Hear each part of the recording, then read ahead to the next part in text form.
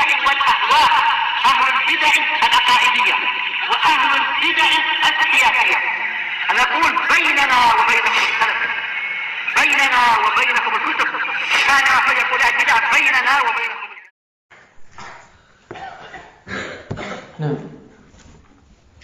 Alhamdulillahirabbil alamin, wassalatu wassalamu ala rasulihil amin wa ala alihi wa ashabihi ajma'in, amma ba'd. Kita masuk pada poin yang ke-79. Qala hafizahullah ta'ala, kam ru'usut tawaghit. Berapa kepala-kepala tauhid, dalam artian pimpinan-pimpinan tauhid yang paling parahnya. Nah, telah kita ketahui bahwasanya tauhid itu banyak, kan? Tauhid itu banyak sesuai dengan pengertian yang telah kita lewati tadi. Ma tajawaza bihal 'abdu haddahu min ma'budin aw madfu'in aw muta'. Yang manusia melampaui batas padanya, baik itu berupa sesuatu yang diibadai seperti apa? Berhala-berhala, seperti pepohonan, atau madfu' yang diikuti dari ulama-ulama yang jelek, pendeta-pendeta, juga nenek moyang,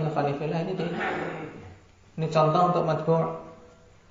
Atau muta' yang ditaati, contohnya umara yang bengis, umara yang zalim sebagaimana Fir'aun dan raja-raja yang menyeru manusia untuk mentaati dirinya secara mutlak. Nah, dari ketiga jenis tauhid, baik tauhid ibadah atau tauhid mutaba'ah atau tauhid hukum, ya, yang ditaati dalam menetapkan hukum secara mutlak. Ini jenisnya banyak. Kemudian dikatakan di sini bahwasanya ru'usut tawaghit, ya, pimpinan-pimpinan atau kepala-kepalanya tauhid itu ada 5. Sebagaimana disebutkan oleh Syekh Muhammad bin Abdul Wahhab rahimahullah ta'ala dalam Salatul Usul. Dipilih 5 ini akhwanifillah dari sekian jenis tauhid dikarenakan apa? Dikarenakan tauhid-tauhid yang lain tayyib merupakan cabang darinya. Merupakan pecahan-pecahan dari 5 jenis tauhid ini. Dan dampak dari kelima ini yang paling parah. Yang pertama, iblis la'anahullah. Iblis yang Allah Subhanahu wa ta'ala telah melaknatnya. Wa dalilu qauluhu ta'ala alladziina aamanu yuqaatiluna fi sabilillah walladzina kafaru yuqatiluna fi sabilit taghut faqatilu awliya asy-syaitan inna kaida asy-syaitani kana dha'ifa. Dalil yang menunjukkan bahwasanya iblis adalah taghut. Ayat ini sangat jelas, ya Allah. Allah katakan alladzina amanu yuqatiluna fi sabilillah. Orang-orang yang beriman itu berperang di jalan Allah. Walladzina kafaru, dan orang-orang kafir, yuqatiluna fi sabilit taghut, mereka berperang di jalan taghut. Kemudian setelah itu faqatilu awliya asy-syaitan, maka perangilah wali-wali syaitan tersebut. Perhatikan lafaz faqatilu awliya asy-syaitan menunjukkan bahwasanya orang-orang yang berperang di jalan taghut itu adalah apa? Mereka-mereka yang berperang di jalan syaitan. Jadi taghut yang dimaksud adalah syaitan. Ini sangat jelas. Inna kaida syaitani kana dha'ifa. Dalam keadaan demikian, Allah Subhanahu wa ta'ala berikan pengokohan bagi orang-orang yang beriman. Tatkala merintahkan faqatilu awliya syaitan, perangilah wali-wali syaitan, yaitu para pengikut syaitan. Karena sungguhnya tipu daya syaitan itu adalah lemah. Lemah bagi orang-orang yang beriman, lemah bagi orang-orang yang dekat dengan Allah Subhanahu wa ta'ala. Ini ayat yang menunjukkan bahwasanya iblis atau syaitan, akhanifillah, itu adalah taghut. Dan iblis, akhanifillah, dinamakan dengan iblis, diambil dari kata al-iblas yang bermakna al-ya'su min rahmatillah. Nah, yaitu putus asa dari rahmat Allah Subhanahu wa taala. Sebagaimana dalam ayat wa yauma taqumus sa'atu yublisul mujrimun. Di surat Ar-Rum ayat 12 yang menunjukkan makna asal dari iblis ini. Pada hari tegaknya kiamat, yublisul mujrimun, orang-orang yang mujrim itu putus asa. Yaitu putus asa, tidak ada harapan lagi untuk mendapatkan rahmat dari Allah Subhanahu wa taala. Nah, iblis dinamakan dengan iblis, ya kenapa? Karena dia apa? Dia sudah apa? Putus asa, yaitu li'annahu nam ublisa minal khair kulli. Yaitu dia sudah putus asa dari semua bentuk kebaikan, tidak akan dapat kebaikan lagi. Tidak ada baiknya sudah. Nah, ini makna asal dari iblis, alhamdulillah. Dinamakan iblis kenapa? Karena sudah apa? Putus asa dari semua jenis kebaikan. Dan juga dinamakan dengan syaitan. Nah, ada dua kemungkinan asal kata dari syaitan, alhamdulillah. Yang pertama dari syaitana. Dari syaitana yang bermakna ba'uda minal khair, ba'uda anil khair, yang jauh dari kebaikan. Berarti kalau dari kata syaitana, alhamdulillah, syaitan berarti apa? Makhluk yang jauh dari kebaikan. Dan ini jelas ya, namanya syaitan ya, jauh sekali dari kebaikan. Juga bisa alhamdulillah diambil dari wazan fa'lan dari syata yashitu. Syata yashitu maknanya halaka wahtaraka, celaka dan terbakar. Kalau dari syatana maknanya apa tadi? Jauh, bermakna jauh dari kebaikan. Kalau dari kata syata yashitu ini bermakna apa? Celaka dan terbakar. Jadi apa? Semuanya masuk dan cocok untuk syaitan. Kenapa? Karena dia adalah makhluk yang memang paling jauh dari rahmat Allah Subhanahu wa taala, jauh dari semua kebaikan, karena dia sumber keburukan. Kemudian dengan sebab itu dia celaka dan terbakar. Nah, ini asal makna iblis dan syaitan untuk kita ketahui.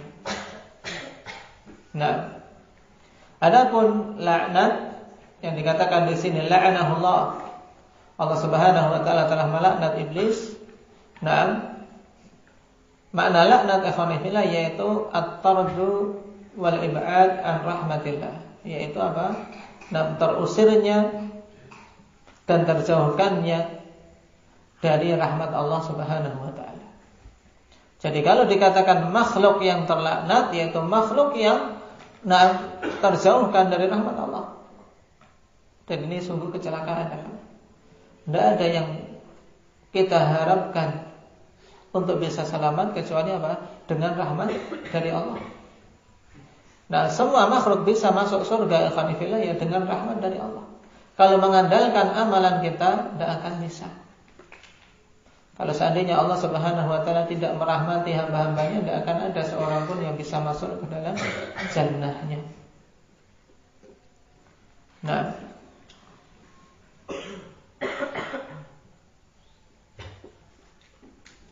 dan penegasan kalau syaitan atau iblis ini adalah makhluk yang terlaknat, nah sebagaimana dalam surat An-Nisa ayat 117 118. Syaitanan marida la'anahullah. Jelas la'anahullah. Allah Subhanahu wa taala telah melaknatnya. Nah,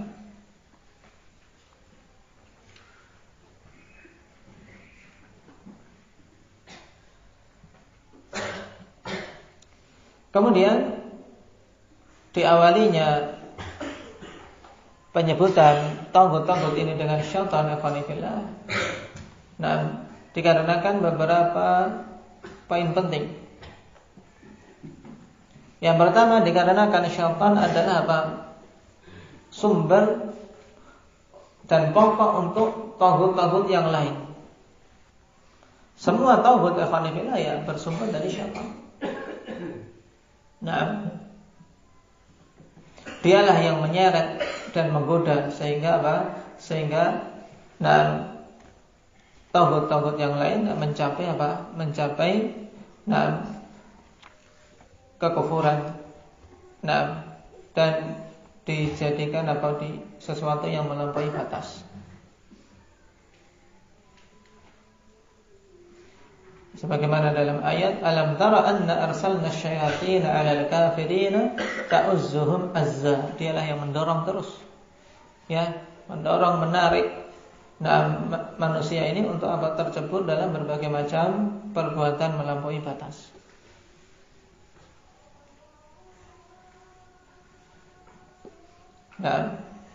Kemudian yang kedua, dikarenakan gangguan syaitan itu mencakup keseluruhan anak Adam dan anaknya secara keseluruhan mendapatkan gangguan dari syaitan terus-menerus. Berbeda dengan tauhid yang lain. Kalau tauhid yang lain gangguannya hanya berkisar pada kaumnya, masih lingkup yang sempit. Adapun syaitan semenjak babak kita ada sampai kelak akhir zaman, gangguan syaitan terus-menerus ada. Dan permusuhannya ikhwanifillah tidak pernah tidak pernah pupus. Enggak ada habisnya. Karena dia meminta untuk diberi tangguh sampai hari kiamat. Qala rabbi fa'anzirni ila yaumi yub'atsun. Qala fa innaka minal munzirin ila yaumil waqtil ma'lum. Qala fa bi'izzatika la'uwiyannahum ajma'in. Wahai Rabbku, berilah tangguh kepadaku sampai hari kebangkitan. Dan Allah Subhanahu wa taala juga berikan tangguh. Innaka minal munzirin, sesungguhnya engkau termasuk di antara makhluk-makhluk yang diberi tangguh, yaitu diberi tangguh kematiannya sampai ke hari kiamat, sehingga bisa mencari teman sebanyak-banyaknya.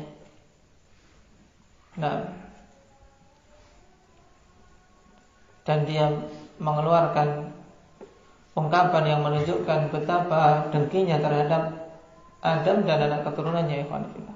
Fa bi'izzatika la'ughwiyannahum ajma'in. Demi keagunganmu ya Allah, sungguh aku akan sesatkan mereka secara keseluruhan.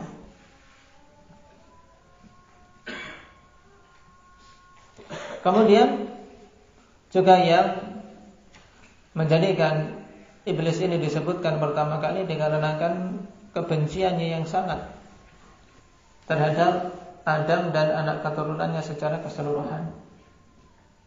Sebagaimana kita lihat dalam ayat tadi. Fa bi'izzatika la'ughwiyannahum ajma'in. Makanya minta tangguh. Tatkala dengan sebab dia tidak sujud kepada Adam, kemudian terusir dari rahmat Allah Subhanahu wa taala. Maka dia pun minta tangguh untuk menyesatkan semua anak Adam. Dan hanya orang-orang yang ikhlas saja yang bisa selamat. Sebagaimana dalam pernyataan iblis sendiri, illa ibadaka minhumul mukhlasin, kecuali hamba-hambamu yang ikhlas.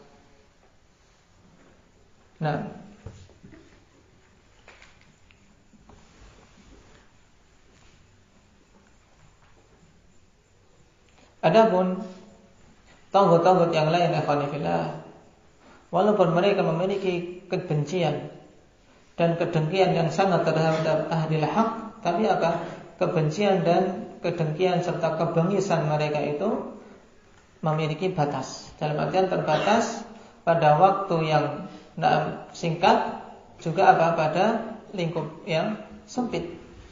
Seperti Fir'aun misalnya. Fir'aun tauhid. Memiliki kebengisan, kekejaman, dan melampaui batas yang sangat, sampai mengangkat dirinya sebagai sesembahan. Tapi apa? Waktunya singkat. Kemudian lingkupnya sempit. Nah, tidak mencakup semua apa yang ada di muka bumi. Tidak. Berbeda dengan syaitan karena apa? Melingkupi manusia yang ada secara keseluruhan. Na'udzubillah min dzalik. Maka butuh ikhwanillah seorang muslim banyak-banyak minta perlindungan dari taghut yang pertama ini, dari syaitan, beserta bala tentaranya.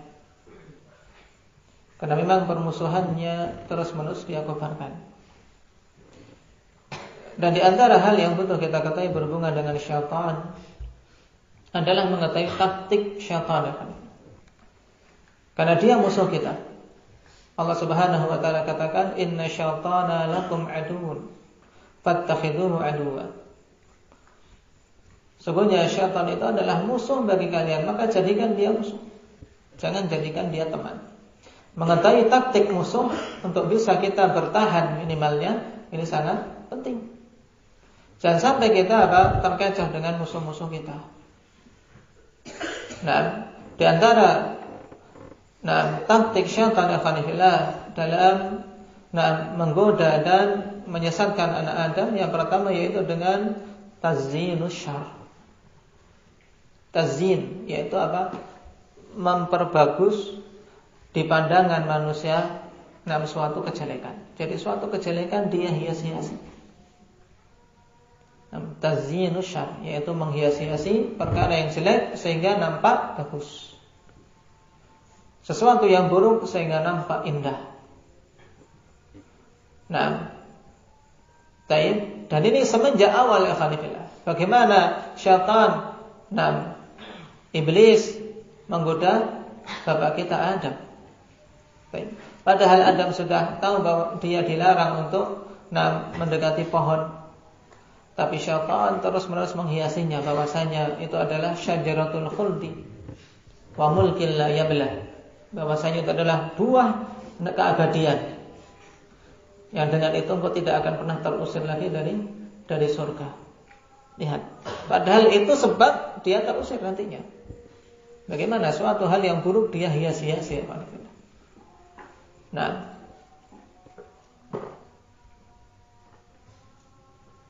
Allah Subhanahu wa taala katakan dalam surat An-Nahl ayat 63, "Tallahi laqad arsalna ila umamin min qablika fazayyana lahum asy-syaitanu a'malahum fahuwa waliyuhumul yawma wa lahum 'adzabun alim." Demi Allah, sungguh telah kami utus kepada umat-umat sebelummu dan syaitan menghias-hiasi bagi mereka perbuatan-perbuatan mereka. Sehingga kesyirikan kelihatan bagus sehingga dipertahankan mati-matian. Fahuwa waliyuhumul yawm wa lahum adzabun alim. Maka syaitan itu adalah wali mereka saat ini dan bagi mereka semua azab yang pedih. Dan kaum-kaum yang kufur, kaum 'Ad, kaum Tsamud, dan seterusnya yang Allah Subhanahu wa taala hancurkan, di antara sebab kehancuran ya karena terkecoh dengan taktik ini. Tapi bagaimana suatu hal yang tidak sesuai dengan akal sehat, berhala mereka yang buat mereka sembah, ya tidak. Ini kalau tidak karena syaitan menghias-hiasi seakan-akan itu bagus, ini tentunya akal sehat saja sudah mengingkari. Dia yang buat ngapain disembah? Sebagiannya lagi dibuat dari sesuatu dari tepung. Kalau lagi kelaparan dimakan besok buat lagi.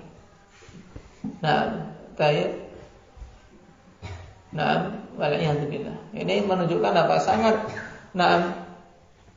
jahilnya dan tertipunya mereka dengan taktik yang pertama ini.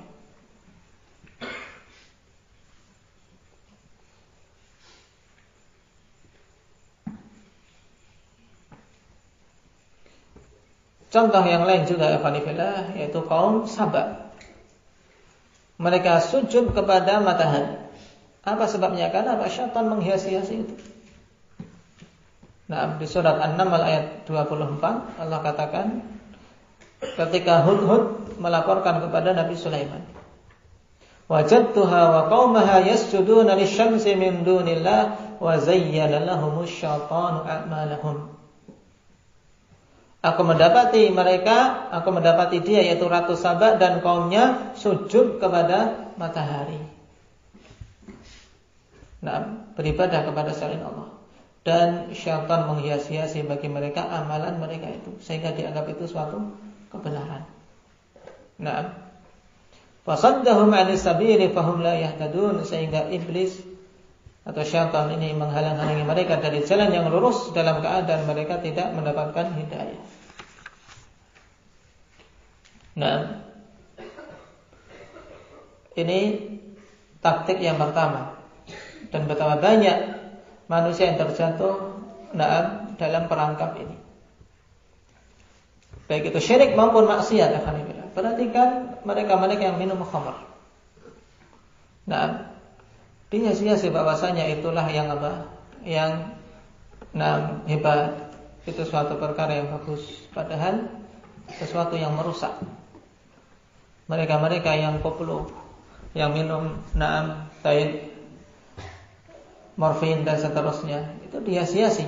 Seakan-akan itu yang mendatangkan ketenangan, mendatangkan kebahagiaan. Padahal membuat otak rusak.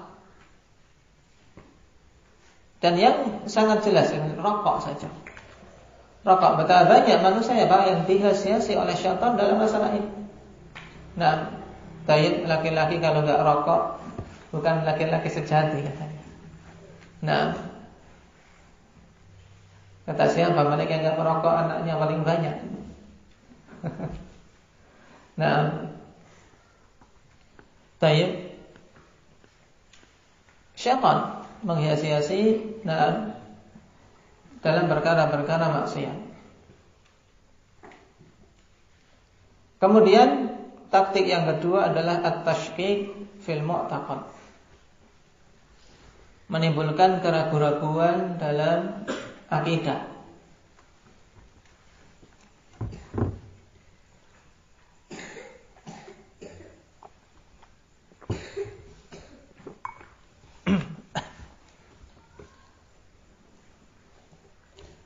Dan hal ini akhwanillah juga perkara yang sangat berbahaya. Nah, sebagaimana Rasul sallallahu alaihi wasallam telah peringatkan kita dalam hadis yang diriwayatkan oleh Imam Bukhari dan Muslim, bahwasanya Rasul sallallahu alaihi wasallam mengatakan, ya'ti syaitanu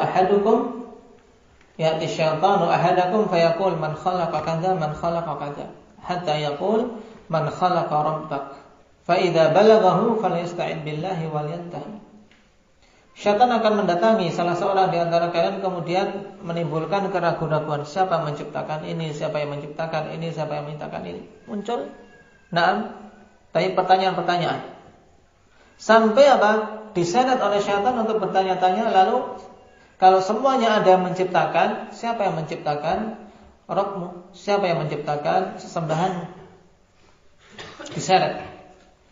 Kalau sudah sampai derajat timbul keraguan-raguan seperti itu, kata Rasul sallallahu alaihi wasallam, falyasta'in billah. Hendaknya meminta perlindungan kepada Allah, wal yantahi, dan segera berhenti, tinggalkan karena itu dari syaitan. Nah,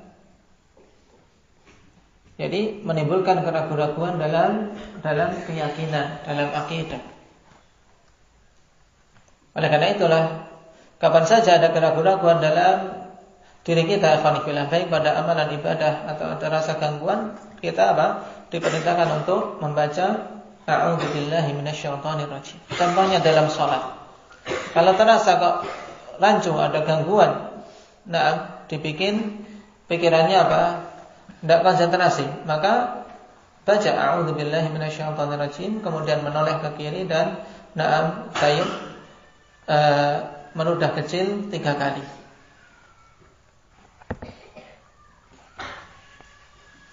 Dan di antara orang-orang yang terperangkap pada taktik yang kedua ini, akhwanifillah, yaitu mereka-mereka dari kalangan ahli filsafat, ahli bidah.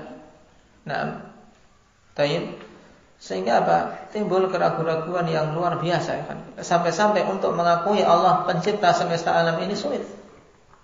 Untuk bisa menetapkan hal ini. Nah, kemudian taktik yang ketiga, insa'uhul abda dzikrallah, yaitu menjadikan hamba ini lupa dari mengingat Allah.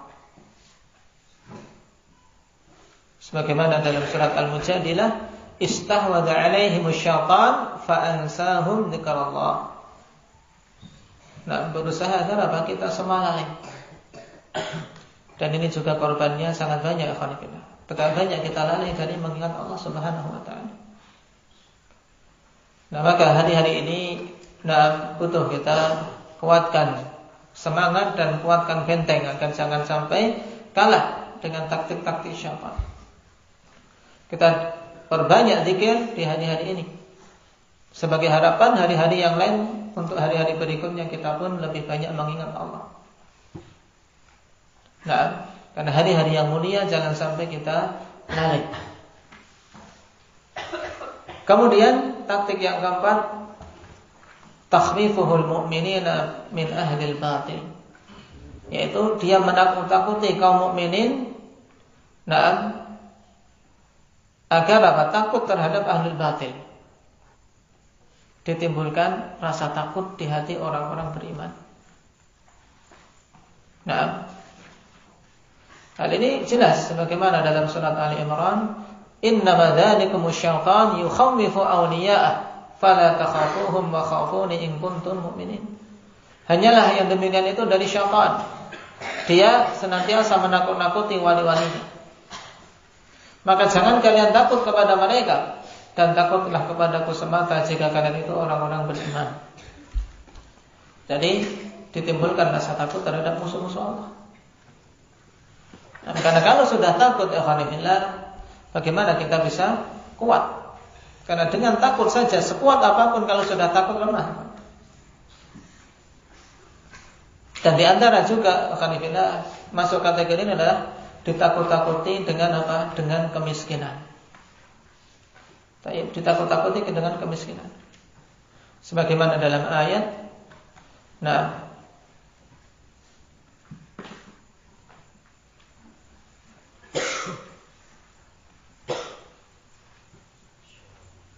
asy-syaitanu ya'idukumul faqra wa ya'murukum bil fahsya. Asy-syaitanu ya'idukumul faqra. Syaitan itu memberikan janji-janji kefakiran. Dalam artian dia mengancam dengan kefakiran kepada kita. Dan Allah Subhanahu wa taala, wallahu ya'idukum maghfiratan minhu wa fadla. Allah menjanjikan untuk kalian ampunan dan keutamaan. Jadi siapa saja yang takut miskin dalam keadaan dia mentaati Allah, dalam keadaan dia berjalan di atas jalan Allah Subhanahu wa taala, berarti telah terseret oleh apa? Oleh tipu daya syaitan. Betapa banyak mereka yang tidak berani untuk memiliki anak lebih dari 2. Dikarenakan apa? Takut miskin. Takut tidak bisa memberikan pendidikan, takut tidak bisa ngasih makan. Yang ngasih makan Allah Subhanahu wa taala. Yang berikan rezeki Allah Subhanahu wa taala. Ini termasuk apa? Tipu daya syaitan. Baik. Dan di antara taktik syaitan juga yaitu dengan menggunakan apa? Menggunakan perkara-perkara yang menjadikan hati rusak, seperti apa? Nyanyian musik. Taib. Kemudian juga dengan wanita. Ini di antara taktik syaitan untuk menyesatkan kita semua.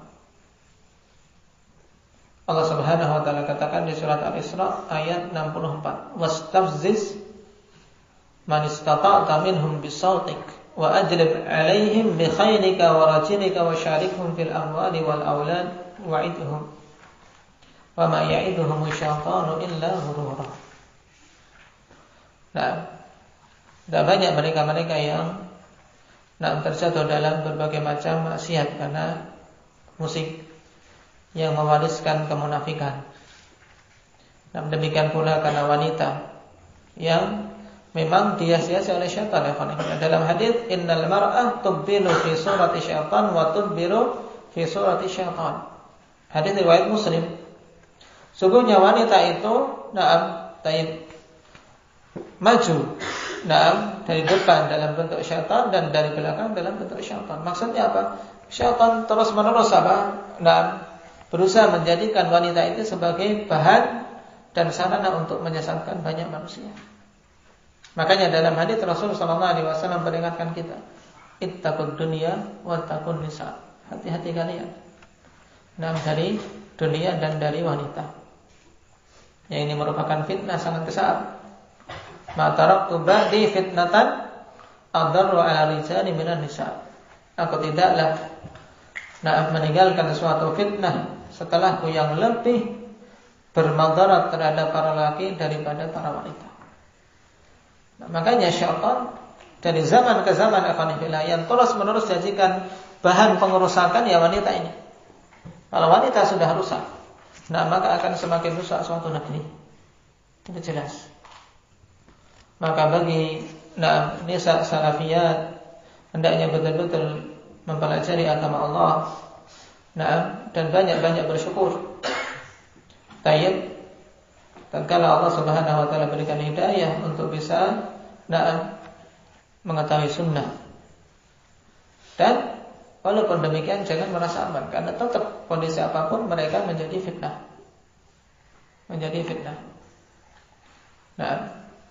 Juga hendaknya dibimbing para banat agar mereka jangan meniru-niru gaya-gaya orang-orang kufar, orang-orang jahiliyah. Sebagaimana keadaan kebanyakan wanita-wanita yang ada waliyadzubillah.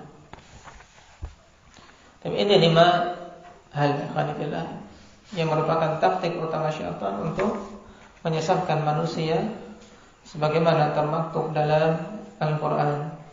Maka diingat-ingat untuk kita kita cari siasat dalam mematahkannya. Barakallahu fiikum, nasallallahu azza wa jalla at-taufiq was sadad.